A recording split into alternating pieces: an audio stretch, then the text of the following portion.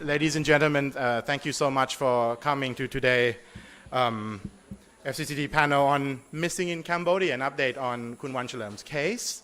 It's wonderful to see such a huge turnout for essentially what is our first in-person event for the year, no thanks to the second wave of COVID-19. Can I please invite all our guests, our participants, to be seated on stage, and we're going to get started right away. Please be mindful, just kind of a word of advice of the COVID-19 situation, and do keep your mask on when you're not speaking. And but even with that, I still feel that we can have a very vibrant discussion about a very important topic today. Please, thank you.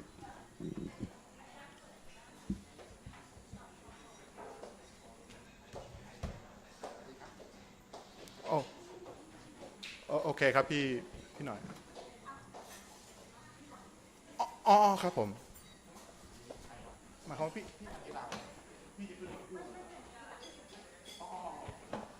เจนอยู่ตรงกลางคนแรก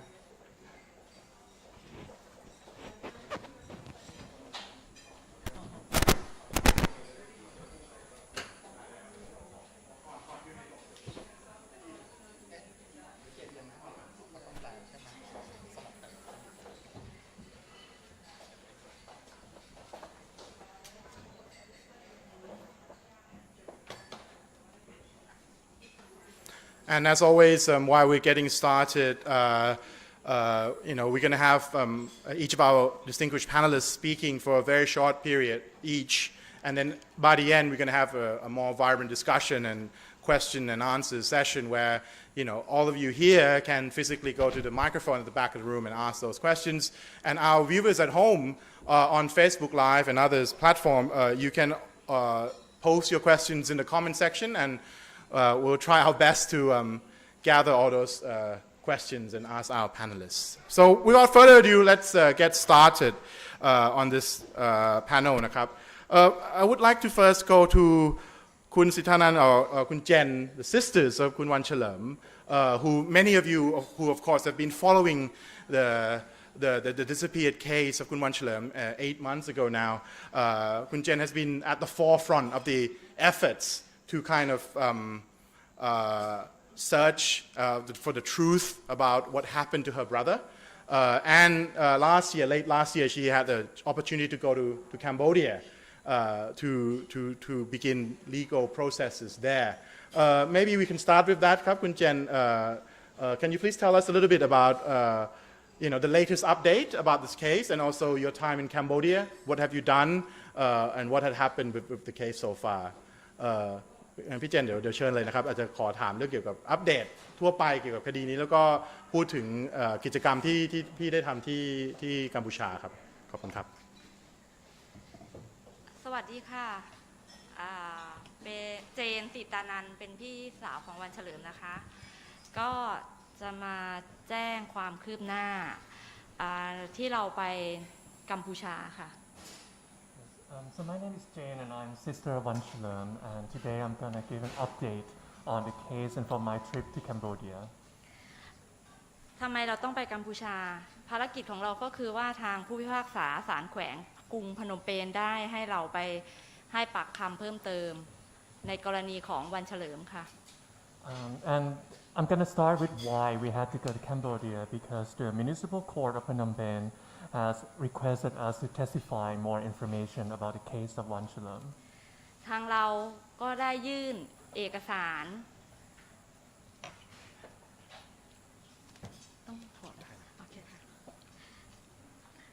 ทางเราก็ได้เตรียมเอกสารและได้ยื่นเอกสารก็จะมีเอกสารต่างๆที่ไม่ว่าจะเป็นเอกสารรูปถ่ายที่ยืนยันสถานที่พาสปอร์ตเบอร์บัญชีธนาคารแล้วก็เอกสารของทางการไทยแล้วก็วันนั้นคือวันที่เกิดเหตุเราอยู่ในสายกับวันเฉลิมค่ะ So I have prepared a lot of documents, and these documents included photos, passports, the bank account, and the official document from Thailand, and also the evidence that on the day it happened, I was on the phone with Wahchalearm.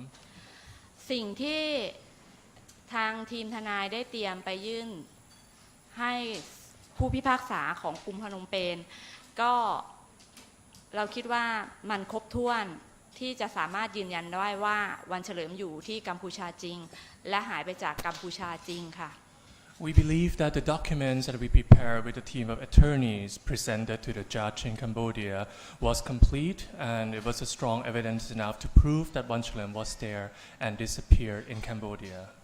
แต่สิ่งที่ทางทีมเราได้เข้าพบกับทางรองผู้บัญชาการตำรวจของที่กัมพูชาเราก็ได้ทราบว่าทางการของทางตำรวจของกัมพูชานะคะไม่ได้ทำการสืบสวนสอบสวนอย่างจริงจัง But when we got there, we had a meeting with a high-ranking police officer in Cambodia, and we learned that there was no proper investigation conducted in Cambodia on this case. สิ่งที่เขาได้ตอบมาทางสถานทูตไทยแล้วก็ตอบไปทางนานาชาติทำให้เราได้รับรู้ว่าทางการกัมพูชาไม่ได้ทำการสอบสวนอย่างจริงจัง We learned from the response that the Cambodia sent to Thai embassy and also international organizations that the proper investigation was not conducted. แล้วก็สิ่งที่ทางเราได้ไปพบกับผู้พิพากษาในวันที่ 8 ธันวาคม 2563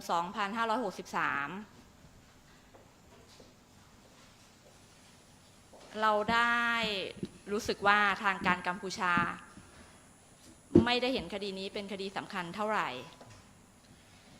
So from the meeting with the judge on December 8, 2020, we had the impression that the officials in Cambodia didn't place a lot of importance on this case.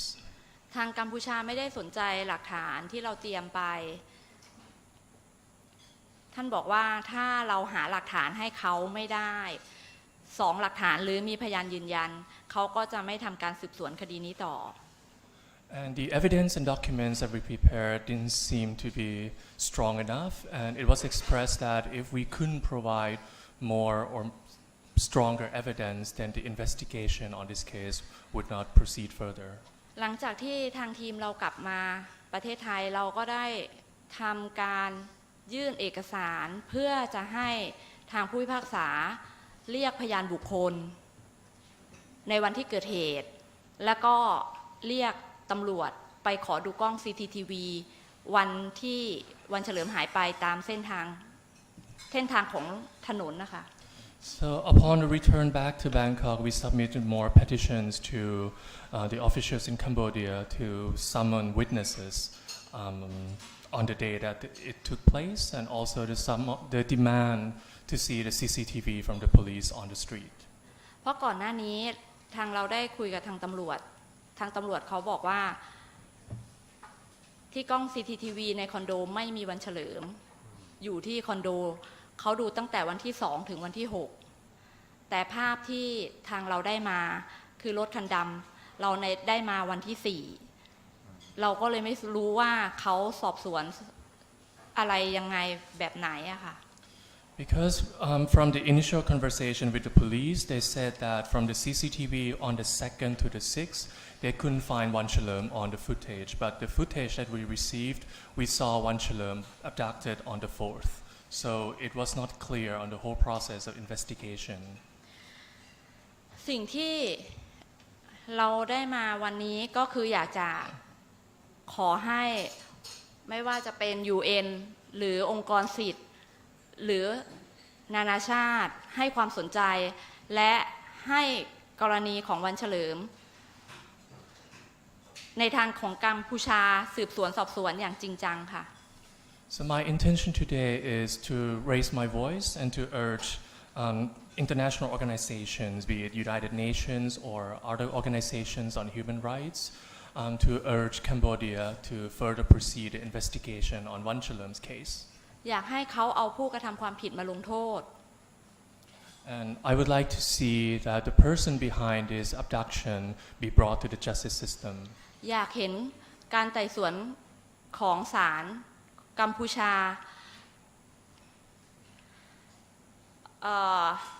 ให้เห็นว่ามีการพิจารณาอย่างเป็นธรรม และให้เราได้รับความเป็นธรรมจากกรณีที่วันเฉลิมหายไปค่ะ I would like to see a proper trial conducted by the Cambodian courts and also that justice be served in this case.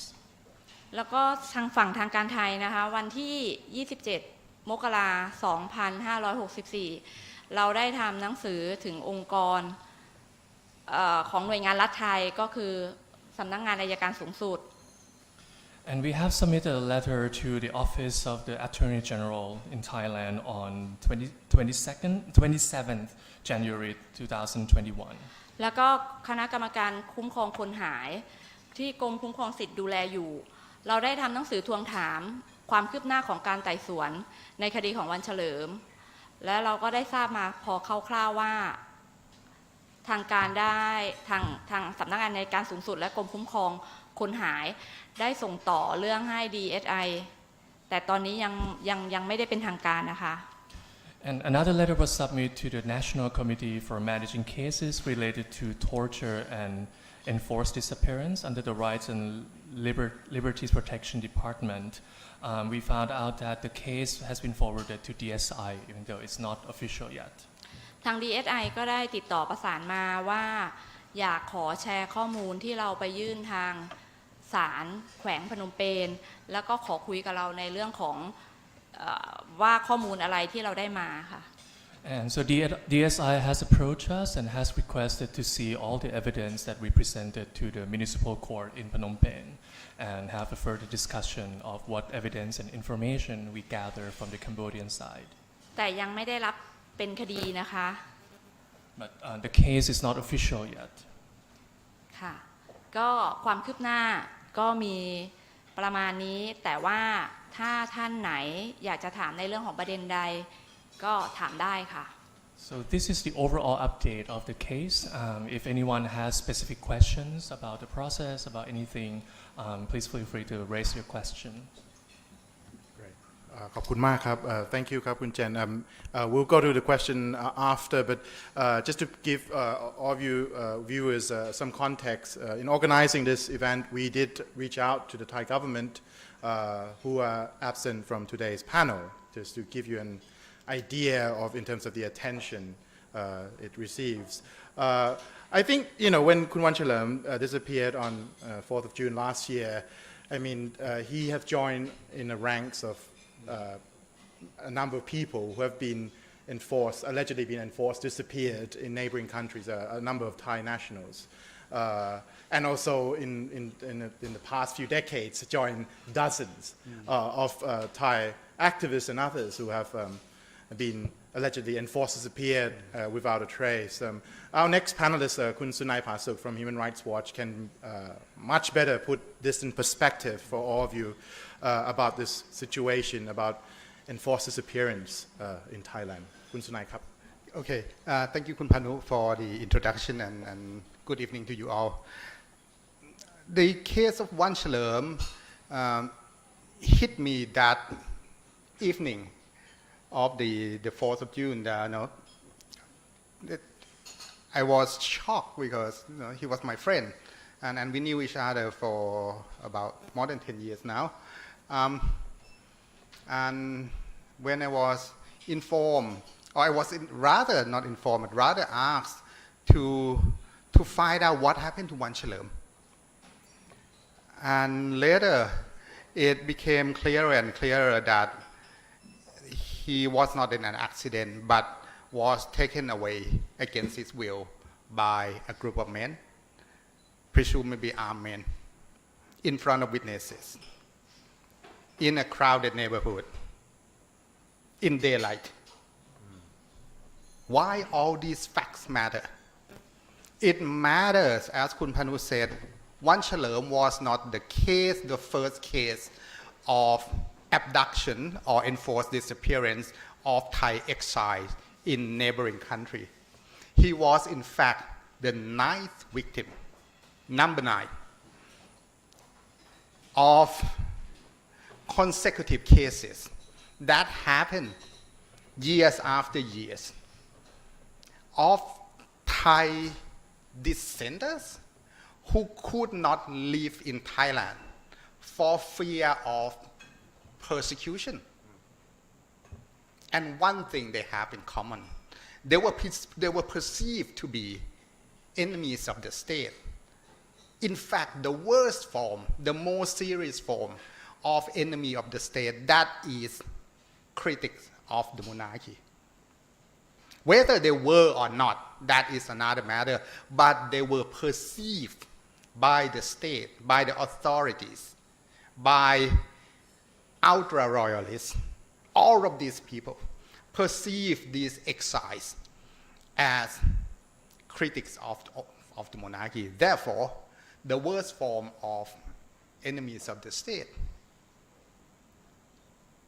These groups of people and authorities went further. Then, for these exiles, they don't deserve to live. They don't belong to Thailand to begin with. And no matter where they go, there is no safe haven for them. The long arms of prosecution will reach them and punish them to the extreme. So we had, at least before Wanchalearm, other dissidents, DJ Sunho or DJ Beer, number one, then Koti, number two, and then three others, Surachai and his two associates, 5, in Laos. Of those 5, two bodies were found and confirmed being gutted and dumped into Mekong River. DNA evidence confirmed their identity. Then 3 more, Chushib, aka Lung Sanam Luang, and 2 associated were disappeared in Vietnam. 8 already, and then Wanchalearm. The difference is what happened to Wanchalearm. It happened in front of witnesses. As I said, it happened in daylight. It happened in front of security camera. And that neighborhood was not deserted, but instead crowded neighborhood. And it has been known before his disappearance that Wanchalearm lived in Cambodia. He lived in exile with knowledge of Cambodian authority. So that made a difference, a big difference. There was public attention, there was media attention, and because it is known that Wanchalearm lived in Cambodia with knowledge of Cambodian authority, questions were asked immediately. Why such a blatant criminal act was allowed to happen? And why there was no immediate response by Cambodian authorities? And the outcry was so loud to the extent that it never happened before. Thailand has now more than 80 enforced disappearance cases. But this is the first case that within 24 hours, the first 24 hours, the Thai government reacted. How? Foreign Ministry in Bangkok instructed the Thai embassy in Cambodia, in Phnom Penh, to ask questions to Cambodian authority to ascertain what happened to Wanchalearm. They didn't call it enforced disappearance, but asked Cambodian authority to verify media reports about what happened to Wanchalearm. This is unprecedented. It never happened before.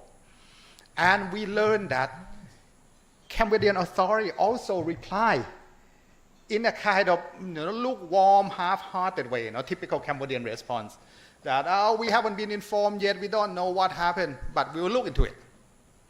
But at least that was a response. So I would say that attention, international attention from the diplomatic corps, from the media, from the family, do matter. And we need to sustain that. From what Kun Jane just said then, we have, of course, during the first month, there was high attention, and the issue about Wanchalearm even has been incorporated into pro-democracy rallies in Thailand that we have witnessed his poster being held everywhere, T-shirts being distributed. I even have T-shirts from Wanchalearm disappearance case. But as times go on, and the interest seems to decline, and that gives an opportunity to authorities in Cambodia to start to drag their feet. They are not dropping the case, but they are, as Kun Jen just told us then, that give us more evidence. This is not enough. We need more evidence. We are not saying it didn't happen, which is different from saying it didn't happen at all, as they indicated in the beginning that they didn't even admit that Wanchalearm lived in Cambodia. But now they said, oh, we will look into it, but please give us more evidence. So we need to rebuild international attention. We need to rebuild media attention and pressure again. Same goes with the Thai authority. Thai authority has responsibility for the well-being of Thai citizens, whether they are supporters of the government or they are dissidents. They cannot pick and choose. So what happened to dissidents who live in exile, especially concerns about grave dangers such as enforced disappearance, which has the ultimate concern about their life, need to be answered. So Thai authority cannot deny their responsibility. So now we saw in the beginning immediate action, as I said, from the foreign ministry. Too bad we don't have government representative with us to clarify what they are doing further.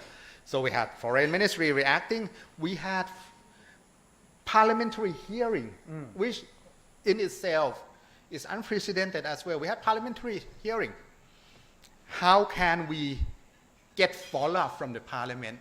So the action from DSI, the action from the Attorney General Office need to be followed up by parliamentary inquiry, which in the beginning tasked them these actions to do. Now they are doing it, but parliament need to follow up with them. Are these satisfying to the parliament, to the standard that the parliament expected? These questions need to be asked. And I think it is the right time to ask them. It's half a year already. So this is the right time to ask, where's the status? And DSI are now picking up the cases.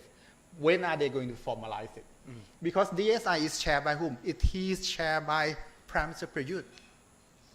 This is Prime Minister Prayut's direct responsibility.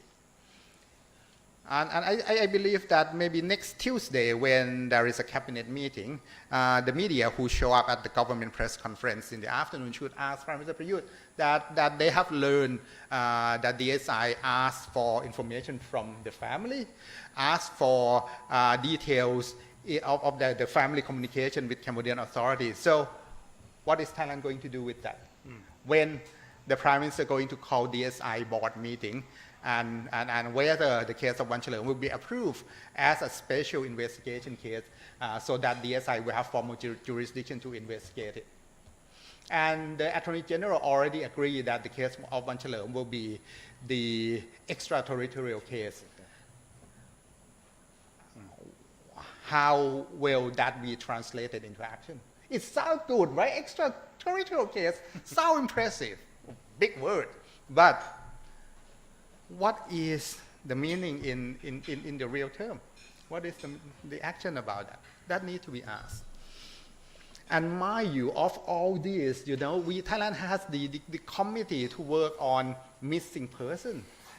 They cannot use the term enforced disappearance because up until today, no matter how many cases of enforced disappearance have been stacking up, enforced disappearance is still not a criminal offense in Thailand. This is a country that doesn't have criminal law to punish enforced disappearance. There is no legal definition, in fact, in the Thai criminal code regarding enforced disappearance. So no matter how blatant the cases are, so we have in the past the case such as Muslim lawyer Somchai Nilaphaijit, ethnic Karen activist Billy in Bakloi, and now we have the case of Wanchalearm and many other cases.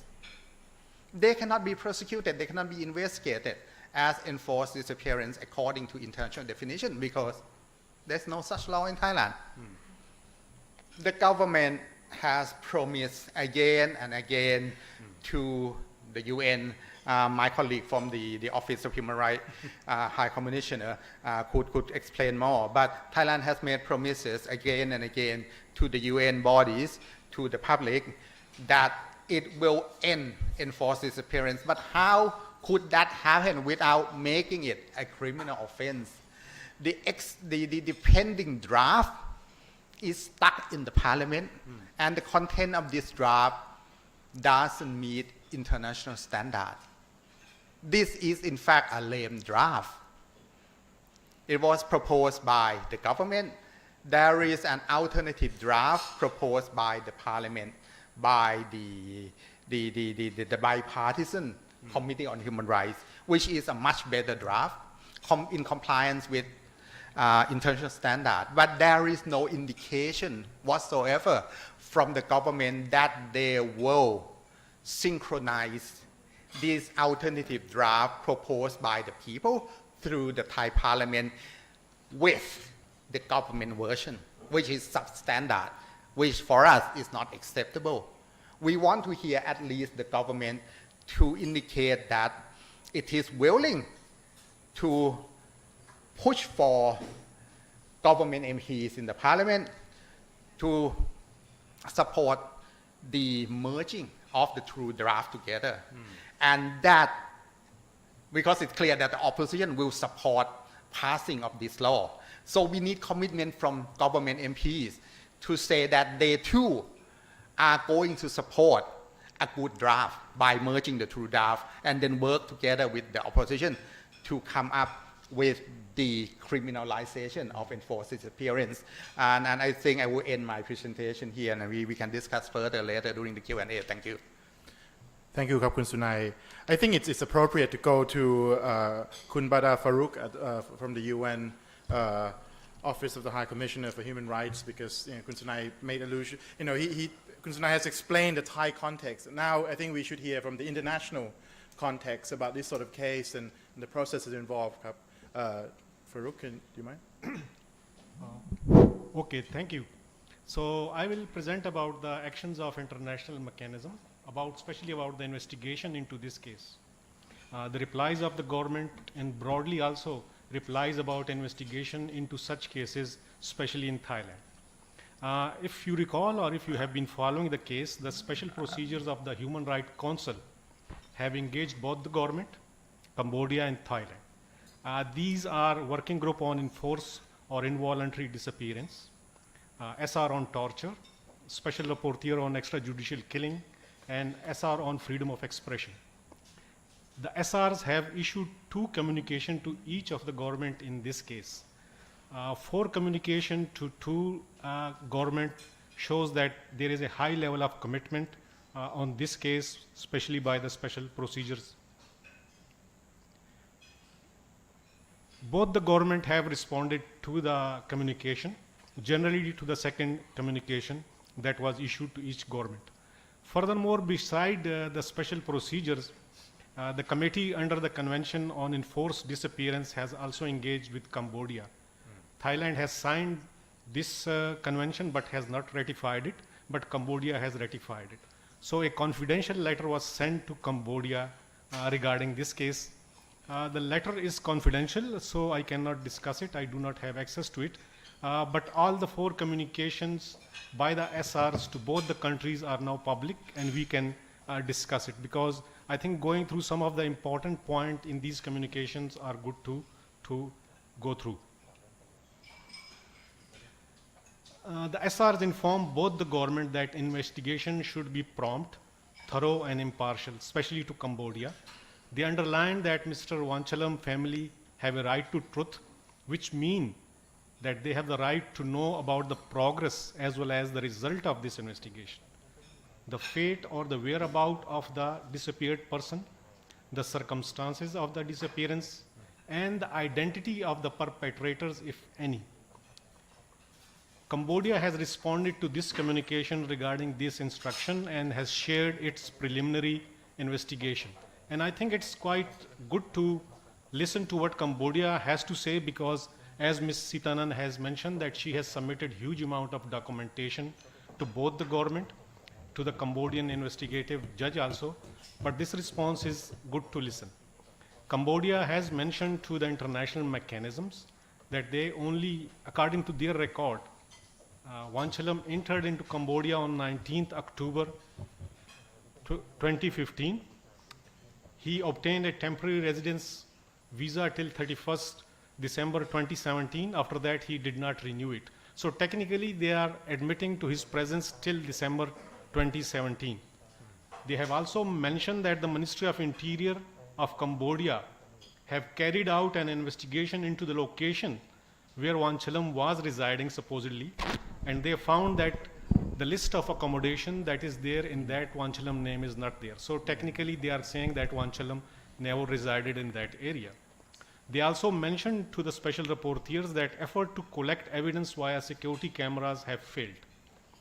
It was mentioned that the blue Toyota Highlander with plate number 2X/2307 was not on the list of Ministry of Public Works and Transport. So this vehicle is not registered in Cambodia. And they further said, based on the testimony of the 3 witnesses who were living around the location of the alleged incident, they confirmed that there was no report of abduction in the said area. So Cambodia has denied every single piece of information or evidence that the family has submitted. For Thailand, the special procedure have mentioned that Thailand should not only this case, but investigate all cases of enforced disappearance promptly and impartially and thoroughly without any delay.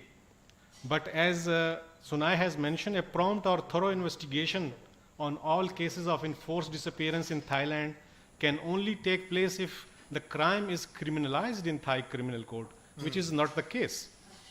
The draft law for criminalization and torture and enforced disappearance is pending more than a decade. 2 days ago, we engaged with the DSI and other colleagues from RLPD of Ministry of Justice, and they informed us that the law, which has now quite recently, a few days ago, moved from the Council of State to the Coordination Committee of the Parliament. So it has gone one step, but it has been going through these processes for nearly a decade now. I would also like to quickly draw your attention to a recent report that Thailand has submitted. Thailand was supposed to submit its second periodic report to the Committee in Torture, CAT Committee, Convention Against Torture, in early part of 2018, but they delayed it for 3 years because of these issues. And they have just submitted it on 4th January 2021 this year. I would request most of the people to, if they can find time to read this report, it's quite important.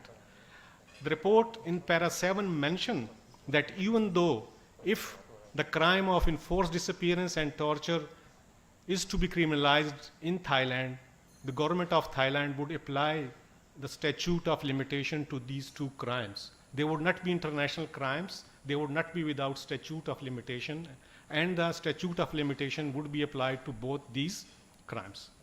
The report also tried to explain the delay in the enacting of the enforced disappearance law, and try to mention that there are other options available people who are victim of enforced disappearance and torture. They presented 2 options. The first option is the National Committee on Managing the Cases Related to Torture and Enforced Disappearance in Ministry of Justice, and also the second option is the Article 25 of the Constitution. The National Committee has got 4 subcommittees, and one of that subcommittee is for investigating of the cases of torture and enforced disappearance. And this subcommittee is headed by the Director General of DSI. How successful this subcommittee have been? That discussion is also a little bit provided in this report, so I would again suggest that if you read that report, it's quite good. According to the same this report, the subcommittee has managed to remove 12 names from the 87 name list of the working group on enforced or involuntary disappearance. So that has been presented as a success, but it does not discuss that how these 12 names has been removed and who these people are, how they have done that. Then it presents 3 cases in which the subcommittee has sort of achieved some progress. in Pholachi or Billy, the famous Karen human rights defender who was disappeared, it is mentioned that the DSI has submitted the case to the public prosecutor for prosecution against 4 suspects, but the public prosecutor has disagreed with the DSI, and his position is that the evidence is not sufficient. So DSI has now submitted a dissenting opinion to Attorney General, and the Attorney General may consider to, maybe he would consider and he would submit the case for a trial to the court. So this is one success. The second success is in the case of Somchai Nila Paijit. The report mentioned that investigation has been stopped, and DSI has been providing protection to the family for more than a decade. In the third case of Dan Hamle, it is mentioned that the subcommittee has found bones, and through forensic evidence it has been proven that the bone belonged to Dan Hamle. So it can be proven that he is dead. However, the investigation is again suspended because the forensic evidence could not fix or affix or find out what was the cause of death. So in all 3 cases, the investigation has come to a stop. There is no cases against the perpetrator, and this is overall the position of the investigations that are going on in Thailand. The other option that is mentioned in the report is that the victim of enforced disappearance and torture can use Article 25 of Thailand Constitution of 2017. What does Article 25 means? What does it present? In simple terms, Article 25 of the Thailand current constitution mentions that a person whose right which is given in the constitution, and if that right is violated, but the right is not operationalized at the ground level in a criminal or civil level by any law or regulation, that person can still go to the court and initiate a lawsuit on the basis that the right has been given in the constitution and the government has not enabled the right or operationalized the right by enacting a law on the ground. That's very good. But the issue here is that in Thailand, in most of the cases of torture and enforced disappearance, the people are dead or the people are missing.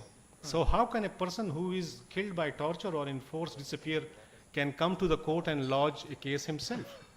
That is like, how can Abdullah Isa Musa, who died on 21st July 2019 in a military camp in Patani, avail himself of Article 25? How can Surachai Saidan come and go to the court and avail of this article, even though there is no law criminalizing enforced disappearance and torture? So the situation remain the same. I would just quickly end here, but I will also mention a very important component by the SRs in their communication to Thailand and to the Cambodia. The SRs mention that the anguish and sorrow of the family may reach the threshold of torture.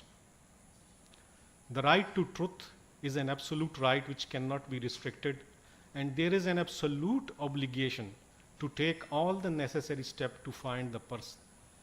It is quite unfortunate that after nearly 8 months, despite all the struggle and effort by the family, there is no progress, and their anguish and sorrow has no ending. Thank you. Thank you so much, Mr. Farouk. Last, we go to Kun Dao Chumaporn. She's actually a friend of mine, but also a close friend to Kun Wanchalearm.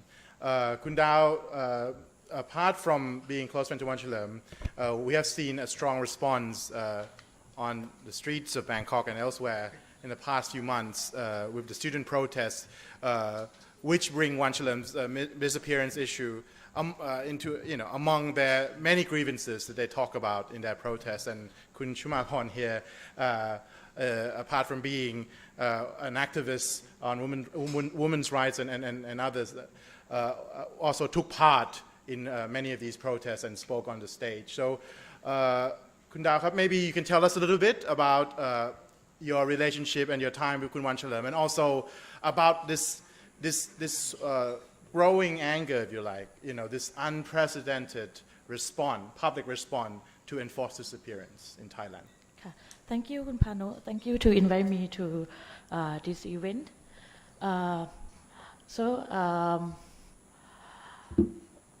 I know Wanchalearm, like P. Sunai said, more than 10 years.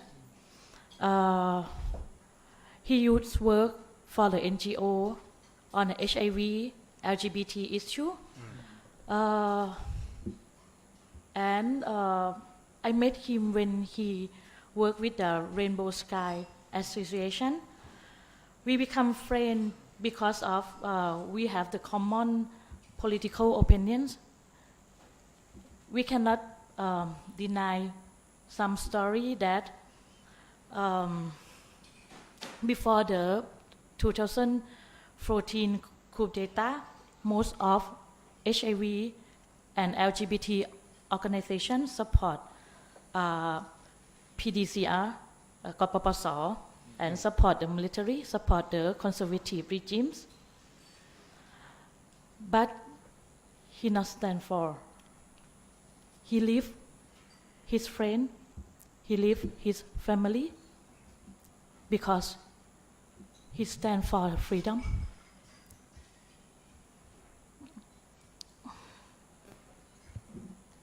The situation that I never forget, there was a lesbian activist in Deep South was attacked in the social media from the conservative regions group. He also worked hard and support the statement to protect this lesbian and LGBT people in Pattani area. And it made me realize that he's not the one who worked for the LGBT or HIV. He told me he went to Pattani many times to support youth, to fight and solve the conflict. He also support the peace building in Pattani area. After he first disappearance, a lot of friends joined on the Facebook group. It's called Ta Friends. So I found that he has a lot of friends in many issues. The journey of his life started when he studied in high school. He was a volunteer in Tsunami 2006. He worked for the multiculturalism. He supported the peace building. He supported the sex health, sex education for youth around Thailand. That shows why a lot of youth send the million of Twitter and message. Where is Wanchalearm? Save Wanchalearm. Because his life showed that he away on the side of the oppressed.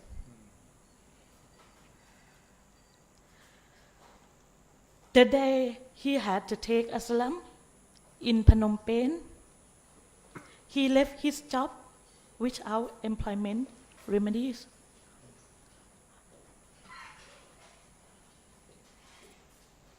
I still remember the day that I heard that he left to Cambodia. I heard from his colleague in Rainbow Sky Association, and I asked them how can help Wanchalearm life in Cambodia. They keep quiet. I know he didn't regret it, but I want him to know how sorry we are. And I want the people who took him away to know how sorry we are. And the only way that me and my friend and our friend here will do to find the justice for him and his family the truth from now on, we never have lost friend again. I want to tell him how proud we are of him. And to this day, he is a part of raising the youth.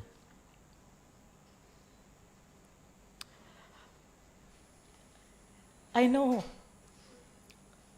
his close friend cry when see the picture of him in the protest. But is it the one way to keep his story alive?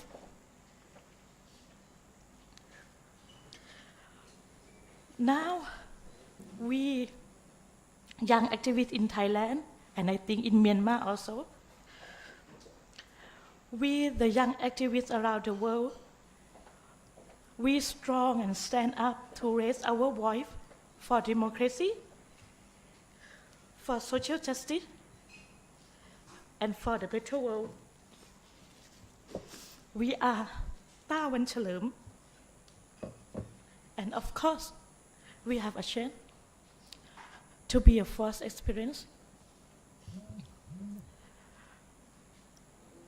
Maybe in the future, I might be the one who be the first disappearance.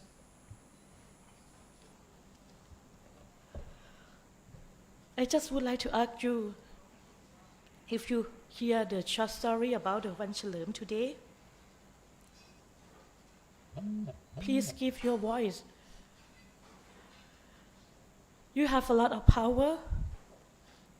I just have only voice.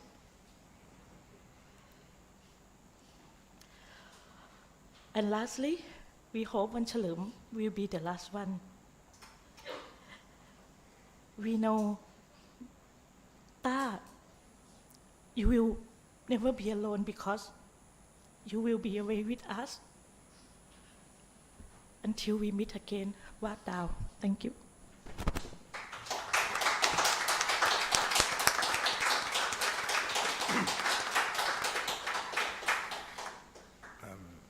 Thank you for the very emotional description of Kun Wanchalearm and his works and what he has, I guess, inspired and touch other out there, especially young activists and others. So I think we move on to the Q&A session.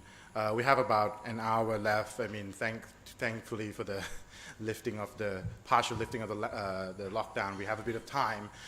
So for all of you who want to ask questions, please go to the back of the room to the microphone. And also for those of you watching us at home, as I mentioned before, please write your questions on the Facebook on our FCCT Facebook Live, and we'll try our best to get to your questions.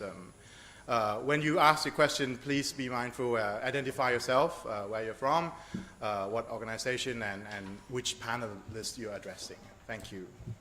Please, Jan. 1, 2, 1, 2. Okay, I am Jan Marshall.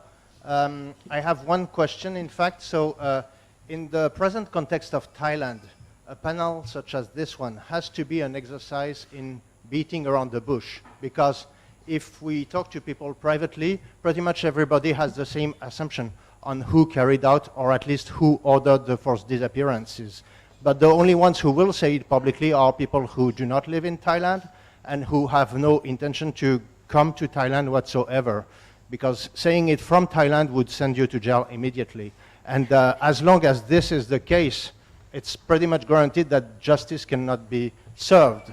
And the forces are not yet there in Thailand for this to change, although some have been trying in this year, some protesters. But anyway, so my question would be, what can be done on the part of extranational associations such as, or organizations, sorry, such as the UN and extranational entities to constrain Thailand, to Thai authorities to come clean on that and face things?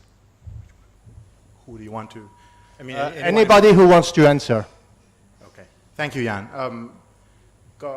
Anyone want to take the first jab at this?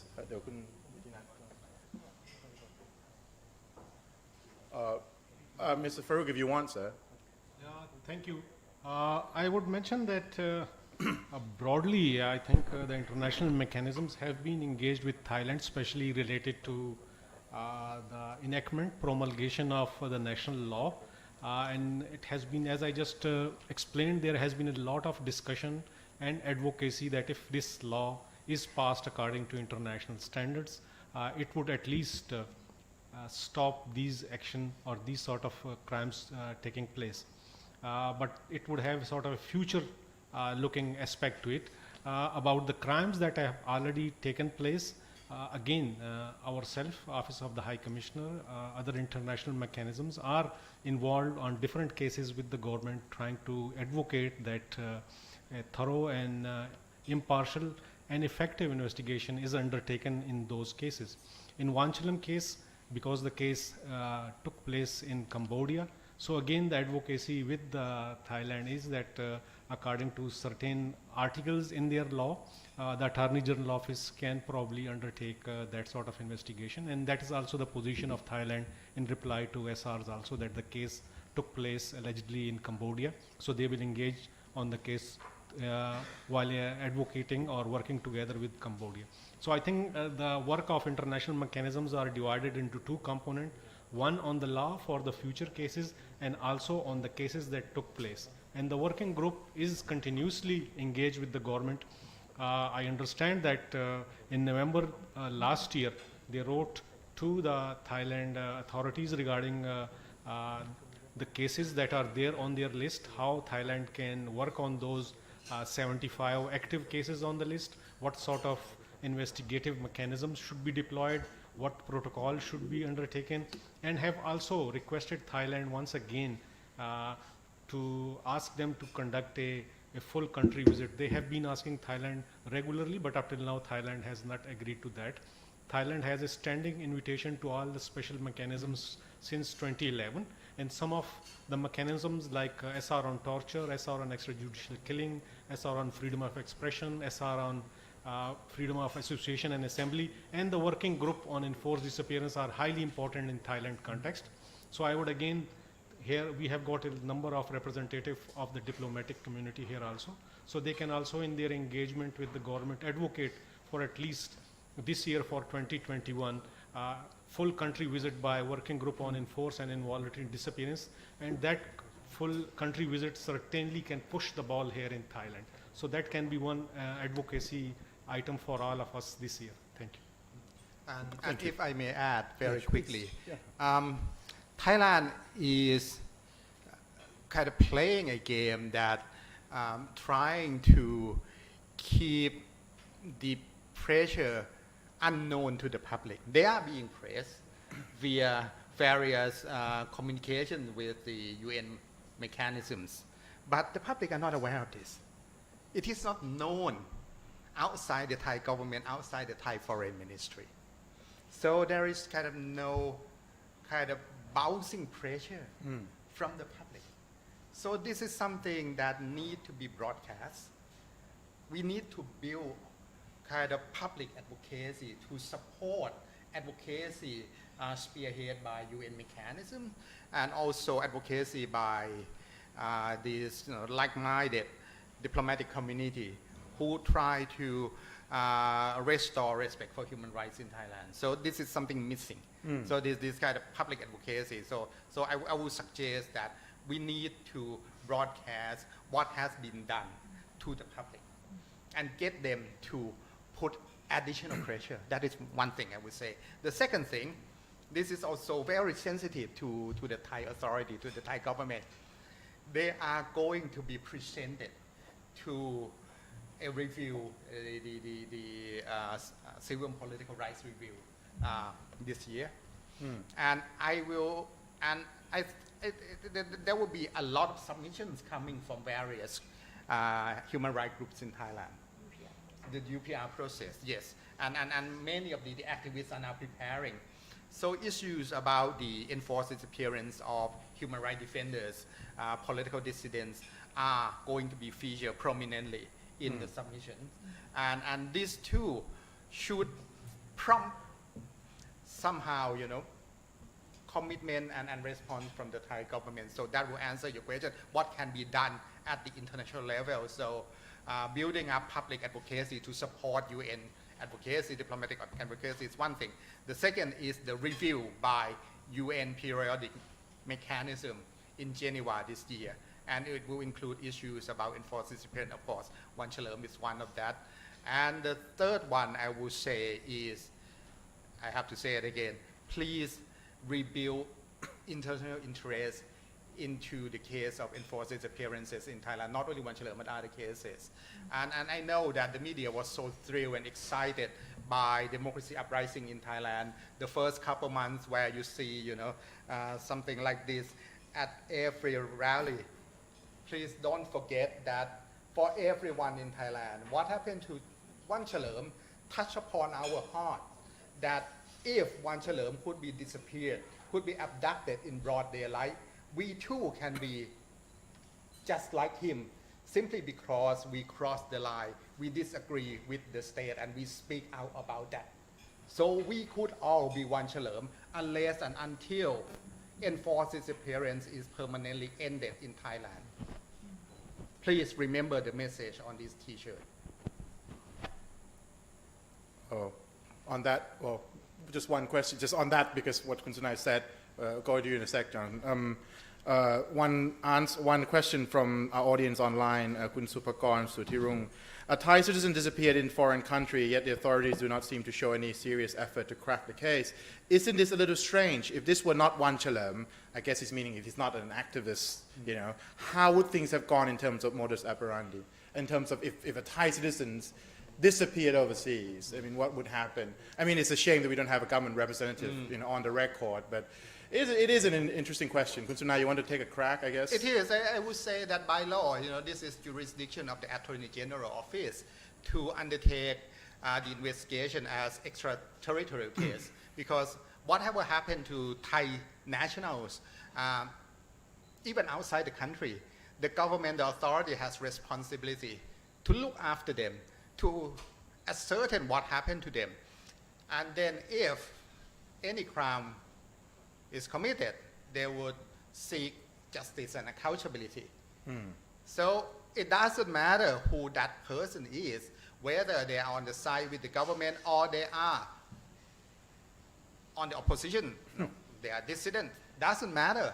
The responsibility need to be applied evenly. The government cannot pick and choose that we only protect our supporters or people who doesn't have any issues against the authority. And we will not do anything, we wouldn't care about people who disagree with the authority or on the opposite side. They cannot pick and choose, they have to protect everyone. So this, in fact, is a test case. I would say that Thai authority has failed repeatedly in the previous 8 cases of enforced disappearance and murder of Thai exiles. And didn't happen far away. It just happened across the border. Laos, Vietnam, and now we have the case of Wanchalearm in Cambodia. So they failed consecutively in the previous 8 cases. Are they going to fail again in the case of Wanchalearm? Thank you, Kun Sunai. Johnny Miller, you want to take the microphone, sir?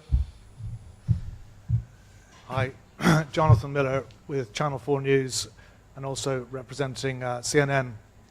I'd like to thank all of the 4 panelists for what has been a very powerful and insightful presentation from each of you tonight, and a very moving one from Kun Chumapon. Thank you. Kun Jen, I'd like to ask you a specific question. It's really a clarification. Do you believe that if you had not gone to Cambodia and gathered the evidence and then brought that evidence back and presented it to the DSI here in Thailand, that anything would have been done? And just to add to that, okay, can I continue? Just to add to that, specifically, what would you like the Thai authorities to do now? And I'm painfully aware that the Thai authorities were unable or unwilling to send a representative to speak tonight. Thank you.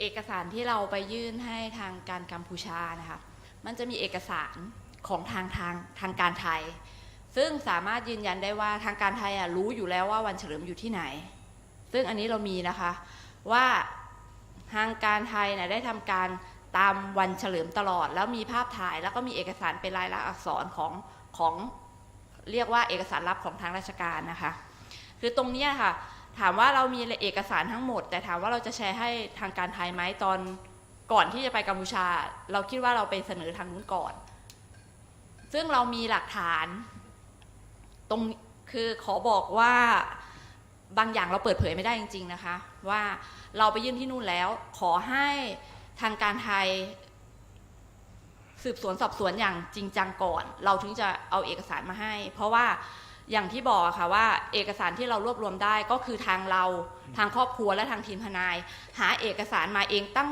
แต่ระยะเวลาที่ผ่านมาเนี่ยครบ8 เดือนทางการไทยไม่เคยให้ข้อมูลอะไรกับเราเลยหรือทำการสอบสวนอะไรเลยเพราะเราคิดว่าเขาคิดเหมือน8 รายที่ผ่านมาซึ่งเหตุน้องขอโทษขอโทษ So part of the documents that I prepared that we presented to the Cambodia, part of that is Thai official documents. This includes photos and also confidential documents showing that the Thai government has been followed Wahchalearm and tried to identify him and contact him. So this is a strong evidence. But we were thinking that unless we see the serious investigation from Thai officials, we will not hand this evidence because this is the evidence that the family and a team of attorneys has gathered on our own since the beginning for 8 months.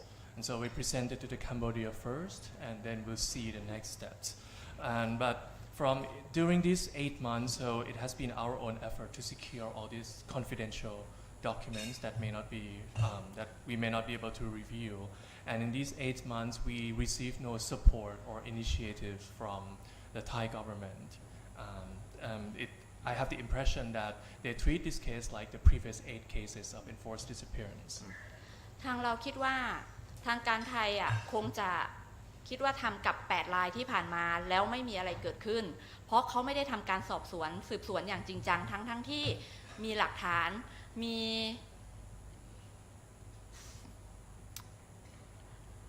ศพลอยน้ำมาเขายังปฏิเสธเลยว่าเป็นการกระทำของหน่วยงานของไทยซึ่งตรงนั้นเราก็ไม่อยากให้เกิดเหตุการณ์ขึ้นกับเรา So it seems that the Thai government treated this like the previous 8 cases that they didn't conduct any serious investigation and there was no consequences. For example, there was one case that the body came along the river and then they still denied this case. And so we don't want the history to repeat itself for this case. ที่เราเอาเอกสารทั้งหมดไปตั้งต้นที่กัมพูชาเพื่อจะให้นานาชาติหรือองค์กรต่างๆได้รับรู้ว่าเกิดอะไรขึ้นกับวันเฉลิม And the reason why we started to present this documented evidence to Cambodia first because we want to raise the awareness to the international community what happened to Wahchalearm. ซึ่งเรามั่นใจว่าทางการไทยมีส่วนเกี่ยวข้องกับคดีของวันเฉลิมแน่นอน And we are confident that the Thai government is involved in this case. แม้ว่าทางไทยจะปฏิเสธการอยู่ที่กัมพูชาของวันเฉลิมก็ไม่สามารถปกปิดได้ Even though the Thai government refused the staying of Wahchalearm in Cambodia, but that cannot be denied due to the evidence.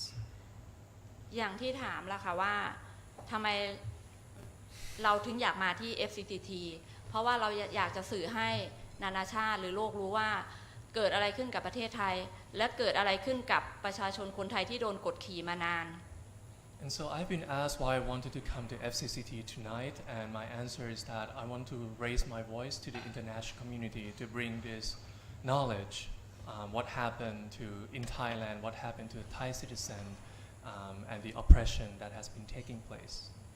ซึ่งสถานการณ์ตอนนี้ของประเทศไทยก็สุ่มเสี่ยงกับการจะมีผู้ลี้ภัยและก็การถูกบังคับให้สูญหายซึ่งเด็กๆออกมาเรียกร้องประชาธิปไตยก็โดนข่มขู่อุ้มแล้วก็ยัดเยียดข้อหาให้ And the political situation in Thailand is very prone to more dissidents and also enforced disappearance. We see that the student protesters, they have been threatened and brought danger to themselves and also pressed charges. แล้วก็มีสถานการณ์ข้างบ้านเราก็คือพม่าทำการรัฐประหารเราก็หวังว่าประเทศไทยก็คงจะไม่เกิดรัฐประหารขึ้นมาอีกนะคะ And also we see that now the Myanmar just very recently had their coup d'etat, and so we hope that we won't see that history repeating itself in Thailand as well. มีคำถามต่อจากคนดูนะครับ There's a question for คุณเจน from one of the online audience. คุณสิทธนันท์ What did you learn from Wanchalearm's housemate and people in the neighborhood? This is a question from คุณ Jacob Elijah. ได้เรียนรู้อะไรจากเพื่อนร่วมของคุณWanchalearm roommate แล้วก็เพื่อนบ้านในที่ตอนที่พี่ไปที่กัมพูชาได้เรียนรู้อะไรบ้างจากพวกก็เราได้ไปกัมพูชาเราได้รู้ว่าที่กัมพูชาสื่อของกัมพูชาเขาลงพื้นที่จริงแล้วก็สอบสวนอย่างจริงจังมากกว่าของไทยนะคะแล้วก็พยานบุคคลถามว่าที่เห็นเหตุการณ์แล้วก็ยามที่เห็นเหตุการณ์ก็ทุกคนกลัวไม่กล้าให้ปากคำค่ะ So what I saw when I went to Cambodia is that the media actually they went on site and they investigated the matter more seriously than what I've seen from the Thai side. Another thing is that the witnesses, the security guards who saw the event, they were too afraid to say anything. ก็ขอบคุณสื่อของกัมพูชานะคะที่ให้ความสนใจกับคดีวันเฉลิมค่ะ So I would like to thank the Cambodian press for your attention to this case. When there's no other question, there's more questions online. This is from a Thai person who wrote in Thai, but I'm trying to translate it. Please clarify on the draft law on torture and I guess disappearance too, because that's what we were talking about. He said one of the speaker here mentioned that it's still not up to international standard, as Kun Sunai mentioned. Is there any latest on this? He mentioned specifically the draft law on torture. Kun Sunai, maybe you can take a jab at this. Well, let me clarify that instead of having two standalone laws one on enforced disappearance, one on torture, the Thai government chose to approach this by amending the existing criminal code, criminal law, by introducing enforced disappearance and torture altogether as criminal offense.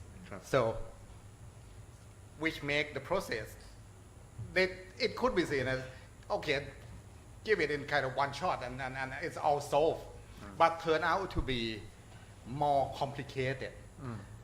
Thai people have been waiting for 10 years since the first commitment was made by the previous Thai government by signing the convention, the international convention, 10 years.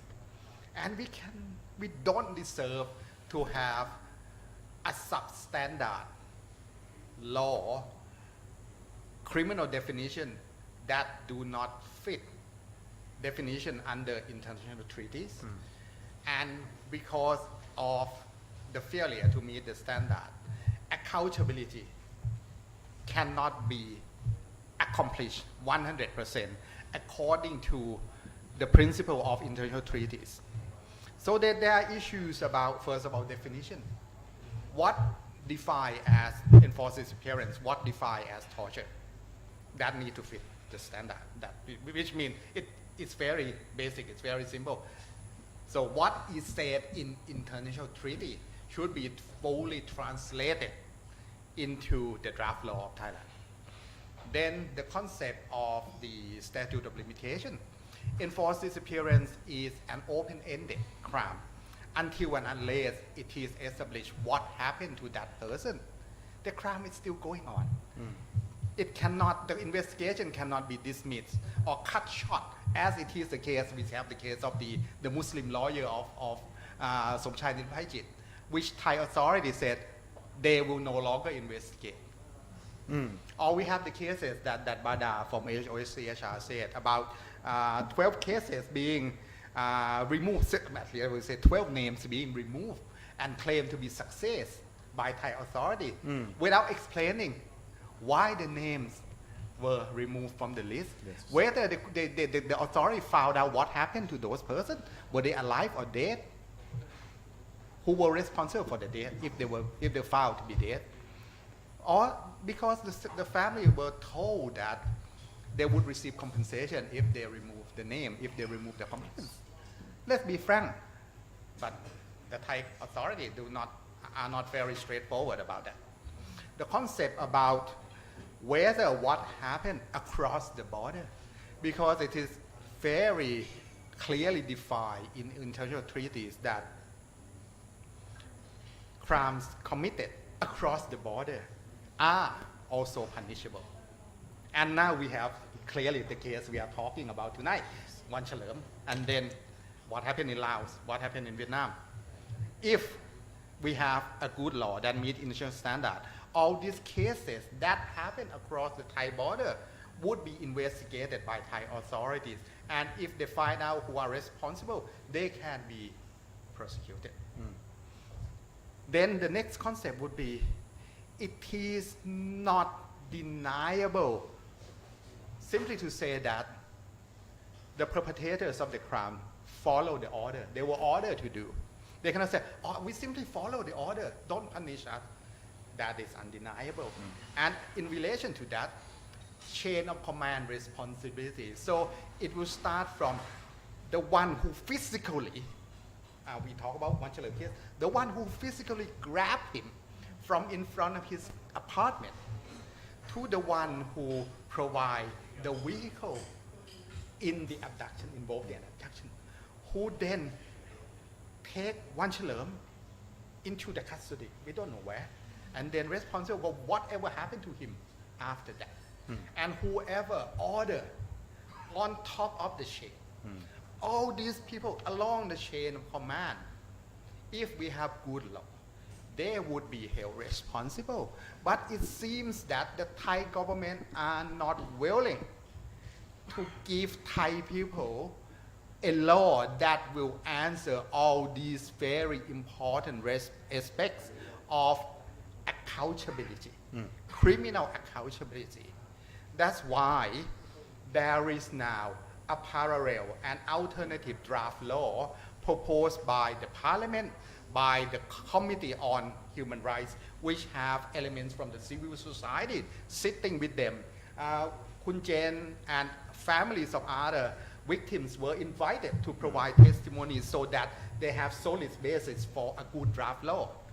So that draft does exist. And as I said, the government is not willing to commit that they will incorporate a better draft into the government draft. This is the current status. And up until now, we don't have any further commitment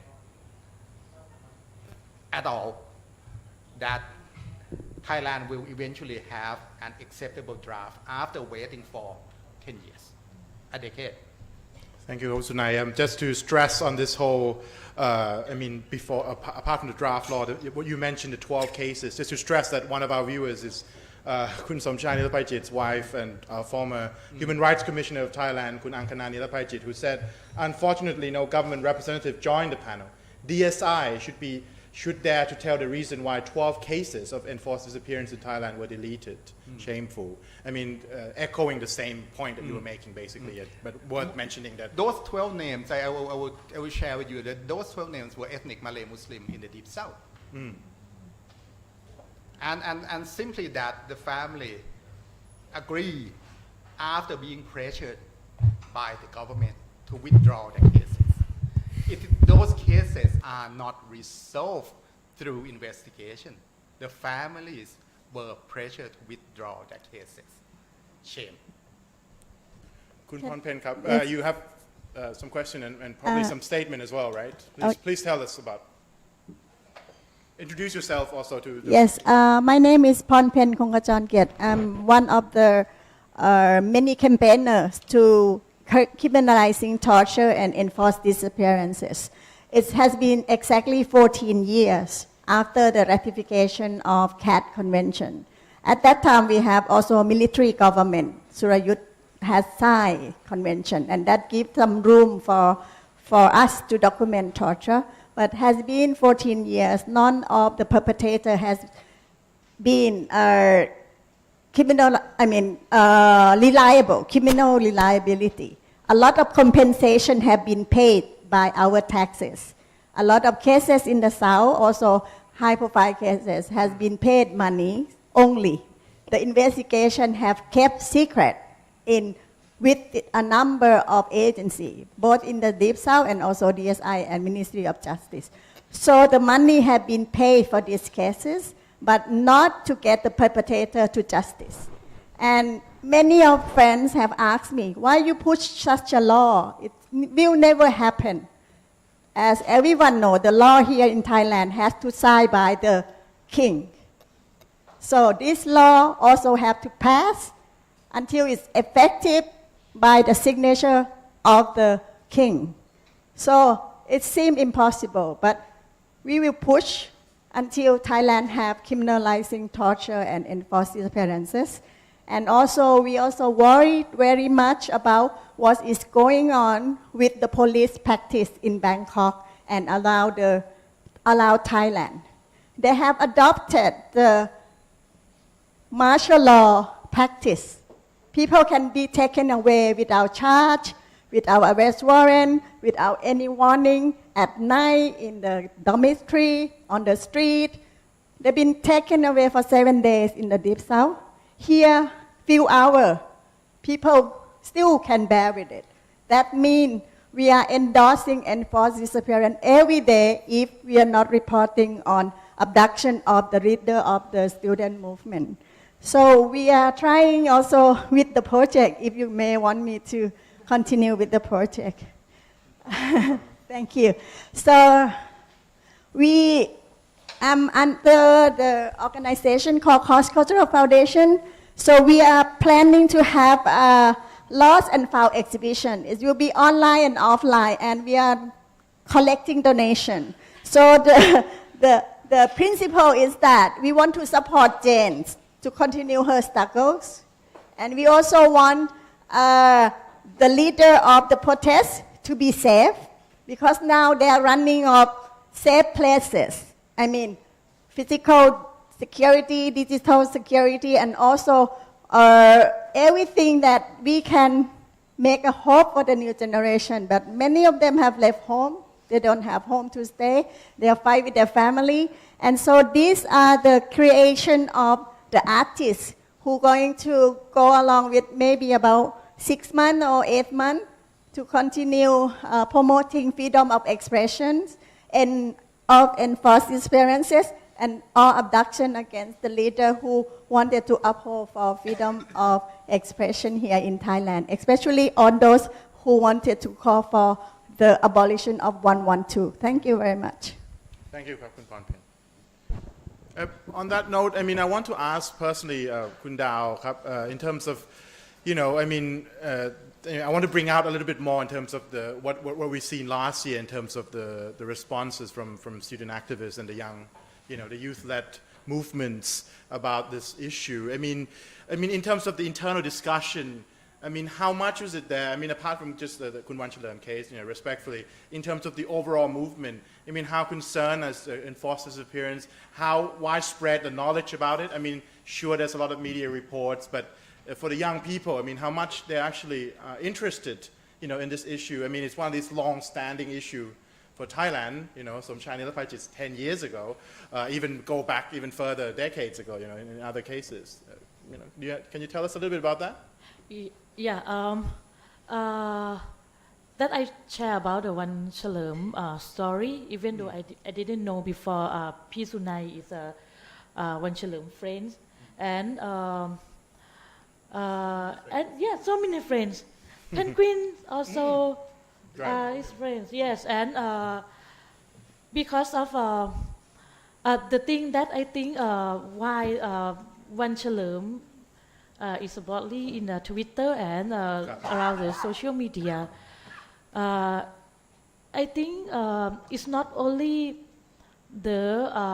it's not only because of his forced disappearance, but it's because of we also are fear. We also are in the unsafe country, and if I also close with many friends in Laos and Phai Yen band, Phai Yen members. If it happened with everyone in that time, I think it will spark around social media and the youth, and you will see for the youth, the young activists, the students, why they speak out about Wanchalearm and they follow up. They didn't stop only the Wanchalearm case. Sure. They figure out the many case. They link to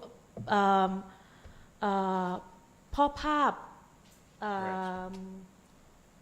แม่คุณพ่อเด่นคำแรก yeah even though right now แม่สุภาพคำแรก she get the cancer. You will see this situation in the Twitter. They also tweet about this case because I think the word that P. Sunai said, we are all Wanchalearm, and how that affects our life and affect the youth life. And it's also, I think, for the youth movement right now, they didn't link only with only their issue. They link with many issues, even though the coup d'etat in Myanmar, they have Myanmar tea for the tea alliance, multi-alliance. The world is changed right now, I think. They also, the who's know, Wanchalearm will be the hero because of he was the experience. He worked a lot of issues. He worked hard for the social issue. But the people know him because they get the first experience because of his life link with the many people. Even though the opposite side might show the bad thing about him, like for the marijuana, and who cares? It's no big deal because of his story is will share again and again about his life, and I think when I share his story in the public figure, like when I share the first time that I shared Wanchalearm was the LGBT activist. I think many youth link with their poster or their life also. And I think the last point that I want to raise,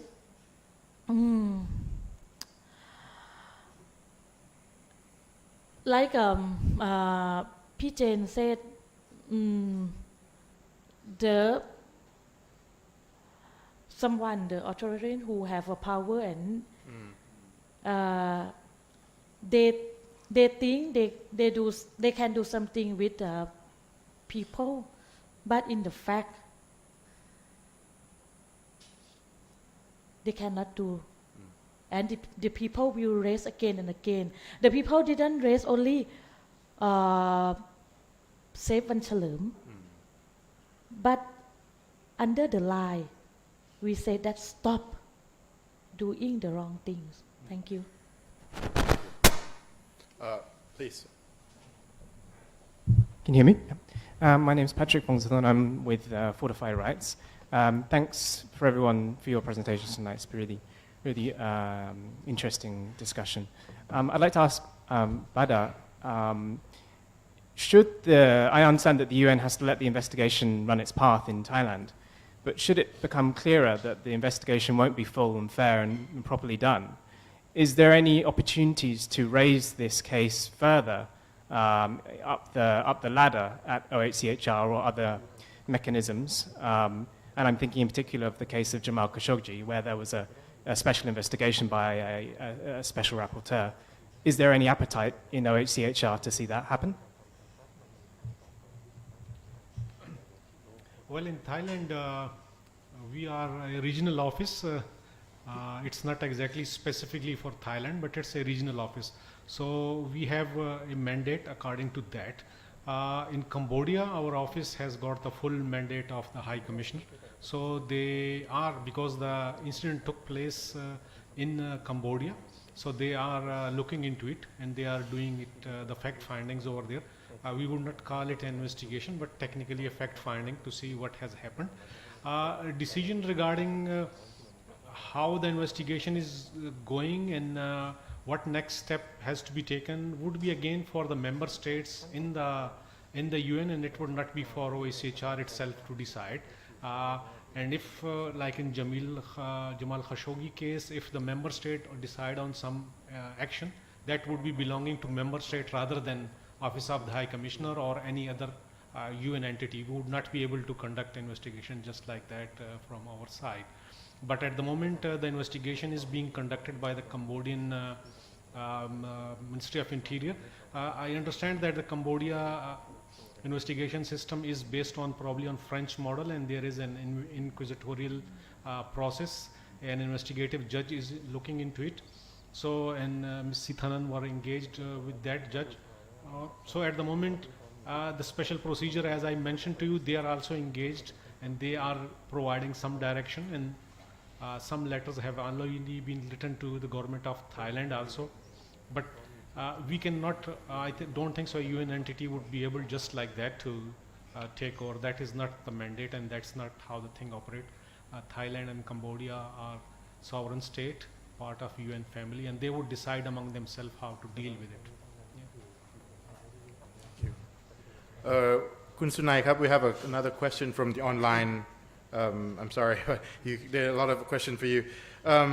This again from Jacob Elijah. You said the legacy of the CIA secret prison is a daily reality in Thailand today. Can you explain how the disappearance of these 9 dissidents, in this recently, is part of that legacy? I guess it's more of the context of. Because those 9 cases still need investigation, and all of them happen outside Thailand. So I cannot say that we have evidence to back up. We don't know what happened to them. And what we are asking that we ask for credible, serious investigation to tell us, to tell the family what happened to them. But what I can reply to this question is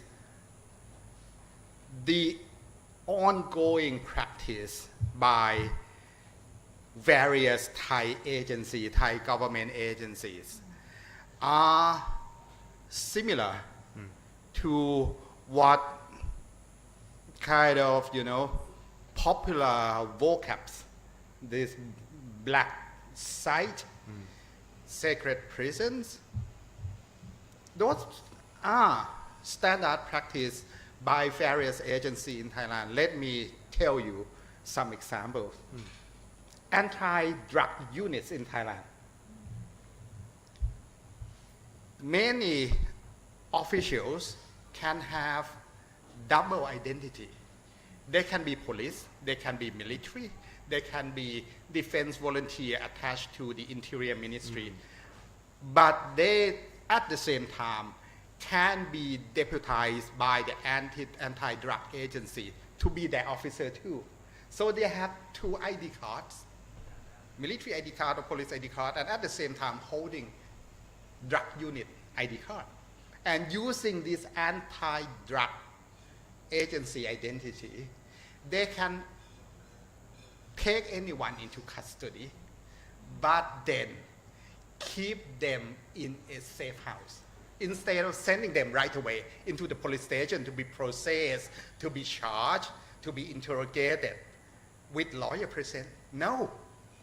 the law, the Thai anti-drug law, allow this informal detention and questioning, which can happen without the protection, without the safeguards against human rights violations, which of course include torture, which of course include enforced disappearance, or worst of all, extrajudicial killings. So almost every year, I had to write Human Rights Watch statements in response to death in custody of Thai civilians in the hand of these anti-drug officers who are, in fact, military soldiers. But at that time, they were acting on an anti-drug operation. They grabbed someone, took them into not police station, but military camp, and questioned them. And the questioning went wrong. They died. And when we investigated how it went wrong, they were basically beaten to death. So that kind of happened. And then even bigger scale, the deep south of Thailand, where armed separatist insurgency has been going on since 2004. In the deep south, various authorities, particularly the military, continue to engage in arbitrary detention, arbitrary arrest, arbitrary detention. And the so-called questioning started right away after the arrest, without or outside the protection of the Criminal Procedure Code of Thailand, which has clauses to protect suspects against abuses, against human rights violation. But in the Deep South, they use special security law. So those people are not considered to be suspects. They were not arrested. In fact, they were invited, quote unquote, an invitation that you cannot say no. And you are taken to where? You are taken into military camps. And you're questioned there, but it's not considered as questioning under Criminal Procedure Code. So these are, if you ask about something about black site operation, secret detention, this is the case. And now, as Kun Pornpen said just then, this worrying practice is being applied upon pro-democracy activists, student activists. We have at least 2 recent cases of student activists. One is a Thammasat University student who was arrested by Klong Luang police, Pathum Thani, near the Thammasat Rangsit campus. This student activist was arrested by Klong Luang police, but then the police refused to tell his colleagues, refused to let the lawyer know his whereabouts. So that fit the definition of enforced disappearance. It doesn't matter whether it was 5 minutes, whether it was 3 hours, whether it was 7 days. The period that a person is held in custody of authority, and the authority refused to acknowledge the custody and provide details about the fate or the whereabouts of that person, that is enforced disappearance. So it happened once. And then we have another case that happened in Samut Prakan, back to back. An activist was taken into custody by police in Samut Prakan, who at that time told this particular activist it was not an arrest. They invited him over for a meal, but he found himself in a holding cell in that police station, allegedly for 50 hours, 50, beyond, exceed the limit allowed by the law for the police to hold anyone in that police station. If anything beyond 48, they have to request remand permission from the court. So we had an arrest which was not called an arrest. In fact, the police borrowed the term invitation from the military in the Deep South, and then refused to provide him basic rights as guarantee under the Thai law. So this practice is now kind of spill over from anti-drug operation from counterinsurgency operation into suppression of democracy groups. That is a very good reason why, back to the question about the need to have a law that meets international standard that will end practice such as this. Great. Any more questions from the room? If not, then I think we have a very vibrant and a bit very tragic topics, especially to relatives and friends of Kun Wanchalearm. But I would like, on behalf of the board of the FCCT, would like to thank all of you for taking part in this discussion. I thought it was very enlightening and interesting, and also highlights the very difficult challenges that Thailand faces in terms of its human rights and then elsewhere.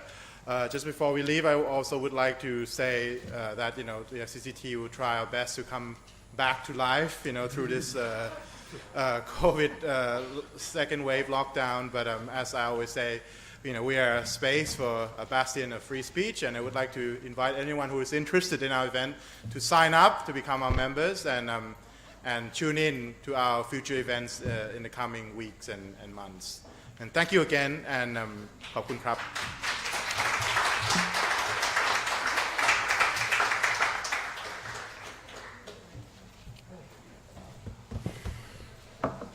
ขอบคุณมากครับ